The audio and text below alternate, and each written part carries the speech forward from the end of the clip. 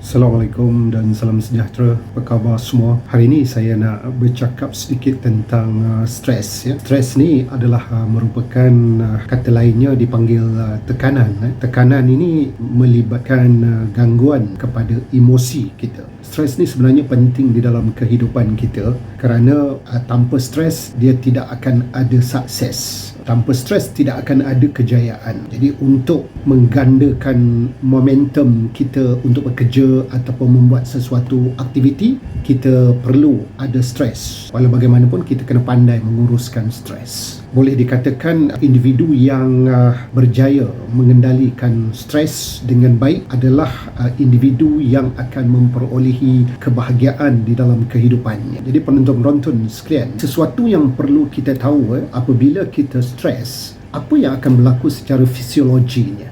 Jadi antaranya ialah badan kita ni akan merembes hormon-hormon tertentu. Antaranya hormon adrenalin, hormon kortisol. Apakah sebenarnya hormon-hormon ini dan kenapa badan kita merembeskan hormon-hormon ini apabila berlaku sesuatu keadaan stres yang kita alami? Proses ini rumit sebenarnya dan memang ianya berlaku dalam keadaan kita tidak sedar. Yang pertama sekali, adrenalin. Kenapa adrenalin dirembeskan ke dalam sistem darah kita? Tujuannya adalah untuk membuat jantung kita berdegup dengan lebih kencang.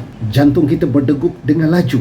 Tangan kita akan mula berkeringat peluh dan dengan itu kita akan mula berfikir mencari jalan untuk keluar daripada stres tersebut. Tetapi hormon ini sebenarnya tak bolehlah berlebihan di dalam sistem darah kita. Apabila ianya berlebihan, maka ia akan menyebabkan kita merasa loyo, pening, akan menyebabkan gangguan penglihatan, akan menyebabkan kita gelisah dan juga mood kita akan berubah. Kita akan jadi mudah tersinggung. Dan yang bahayanya, dalam jangka masa panjang, jika hormon ini berlebihan dalam sistem darah kita ni, dia akan menyebabkan masalah seperti insomnia dan juga merosakkan jantung kita.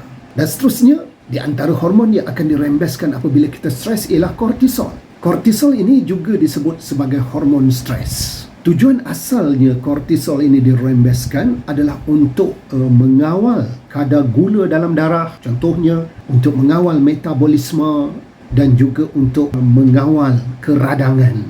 Tetapi apabila kortisol ini berlebihan di dalam sistem badan kita, ia akan menyebabkan kesan buruk kepada kita, iaitu berat badan mungkin akan naik berlebihan daripada sepatutnya, akan timbul juga jerawat, akan timbul gangguan period kepada perempuan, juga akan menimbulkan masalah kulit, mood juga tak baik, bad mood, dan yang terakhirnya yang paling kita takuti boleh menyebabkan kita mendapat penyakit barah ataupun kanser dalam jangka masa yang panjang. Jadi penonton-penonton, itu di antara perkongsian saya pada kali ini. Mudah-mudahan kita mampu untuk mengurus stres ataupun tekanan di dalam diri kita.